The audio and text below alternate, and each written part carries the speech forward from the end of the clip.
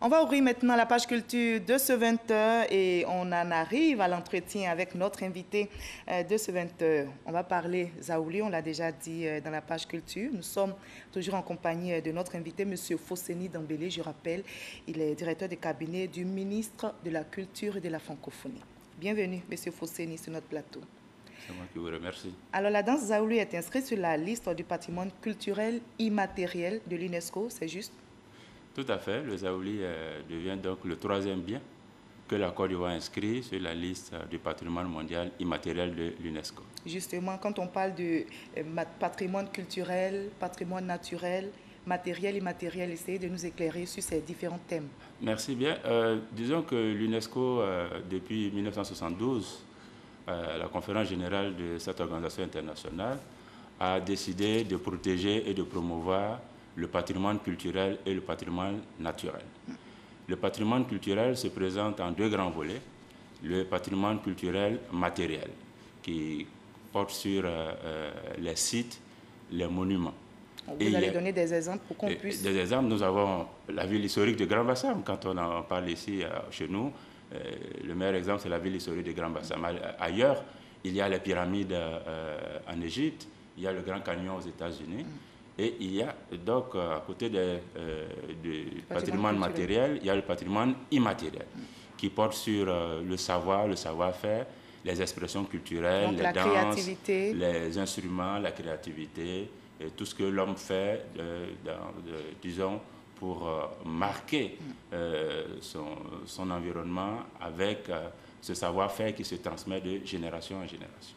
Et justement, le Zaouli donc figure sur la liste du patrimoine culturel immatériel, l'imagination, la créativité du peuple gouro. Du peuple gouro, parce que ces biens-là sont liés à des communautés.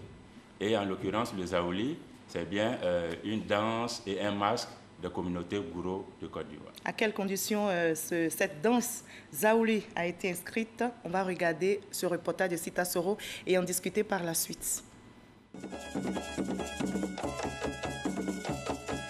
Le Zaouli, dans ces musiques populaires pratiquées par les communautés gouro dans les départements de Boiflé et de Zenoula, au centre-ouest de la Côte d'Ivoire.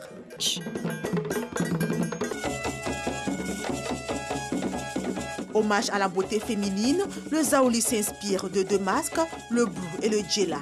On peut également l'appeler Djela Blou Zaouli, qui signifie Zaouli, fille de Djela.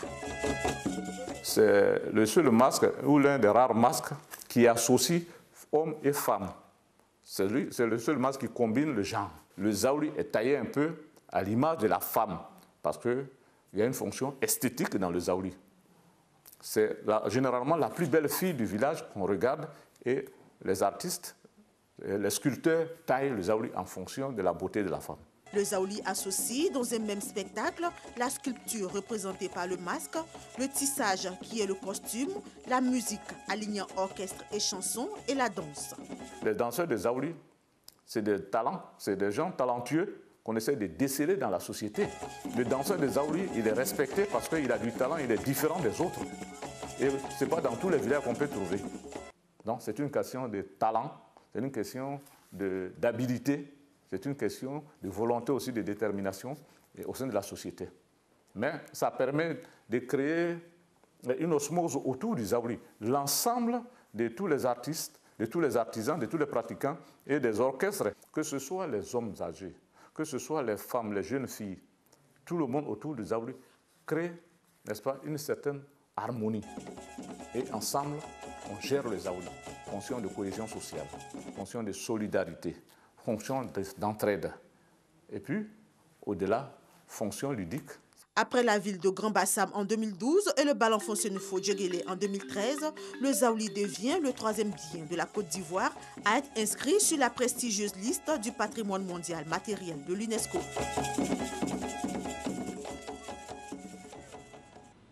Voilà, le Zaouli, un masque bien spécifique. Oui, en pays gouro. Le Zaouli est un masque bien spécifique, l'élément l'a dit tout à l'heure. Le Zaouli magnifie la femme et le Zaouli, c'est une des danses, l'une des rares d'ailleurs, où c'est un peu le danseur qui imprime le rythme à l'orchestre qui suit. Donc tout cela fait une esthétique particulière. Donc le danseur est maître du jeu. Le danseur est maître du jeu.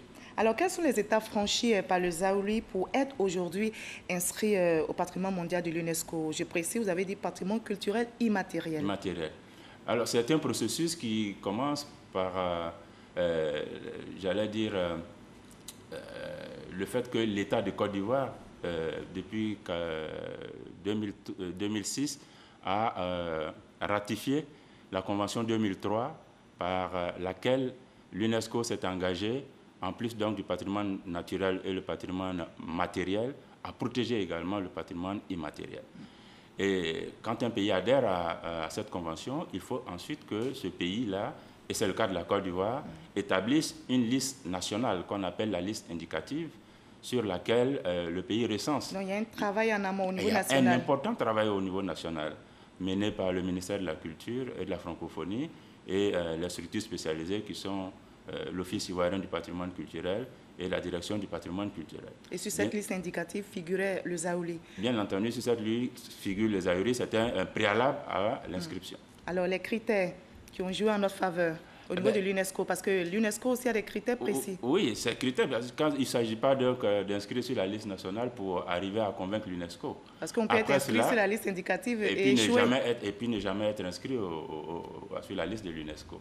Donc après critères? cela, il faut documenter le bien. Il faut documenter le bien, c'est-à-dire donc faire le travail de connaissance historique, le travail de connaissance anthropologique, le travail de connaissance même cartographique, pour savoir quelles sont les communautés, les groupes qui sont concernés. Et après quoi, eh bien, ce dossier, c'est un vrai dossier, qui est amené à l'UNESCO au niveau du comité du patrimoine mondial. Un vrai dossier qui est monté. Alors, dans le cas spécifique du Zaouli, parce qu'avant le Zaouli, il y a eu le Guéguélé. Alors, le Zaouli, quels sont les critères précisément?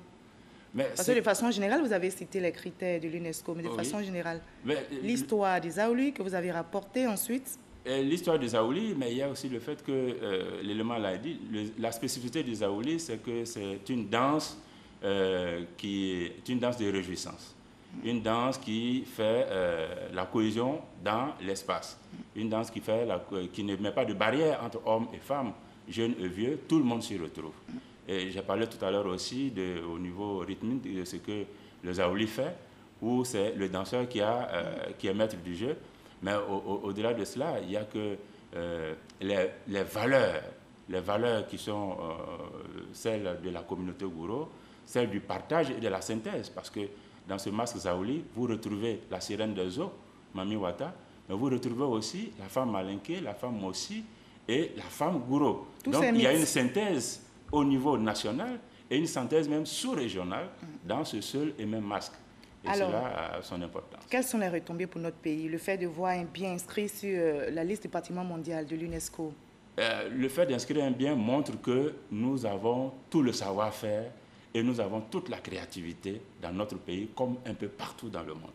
C'est le premier, j'allais dire, le premier avantage, le premier intérêt pour notre pays, c'est de savoir... Il n'y a pas de retombées économiques. Non, on arrivera, ça vient, mais vous savez, tout ce qui est matériel est bien, tout ce qui est avantage n'est pas seulement espèce sonnante et trébuchante, comme on le dirait. Mais encore que là, dans ce domaine, ça vient.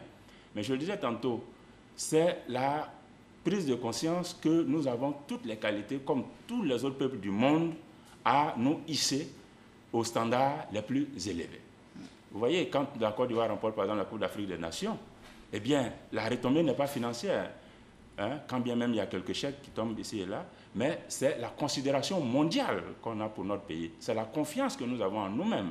Et le Zaouli pourra s'exporter. Le Zaouli s'exporte, et je peux vous le dire, depuis que cette danse est inscrite, les invitations viennent de partout. L'une des dernières vient de Chine, où des groupes de Zaouli ont été invités. Grand Bassam 2012, qu'est-ce que ça nous a apporté depuis? Grand Bassam 2012, c'est la Côte d'Ivoire touristique, la Côte d'Ivoire des communautés locales qui gagne.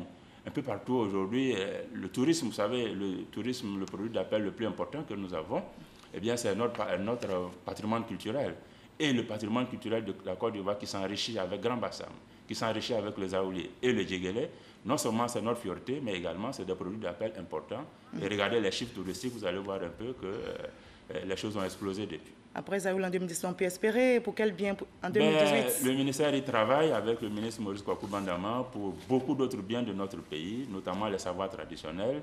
Il y a les mosquées en série, il y a les pierres d'Awakoro, les îles Ewotile. Nous avons énormément de chantiers à faire prévaloir pour les Ivoiriens et pour la communauté mondiale. Et on espère convaincre l'UNESCO pour que tous ces biens soient inscrits. Merci beaucoup, M. Fosseni Dambélé. Merci beaucoup, madame. Je rappelle que vous êtes le directeur de cabinet du ministre de la Culture et de la Francophonie. Merci d'avoir été notre invité de la page culture de ce 20h.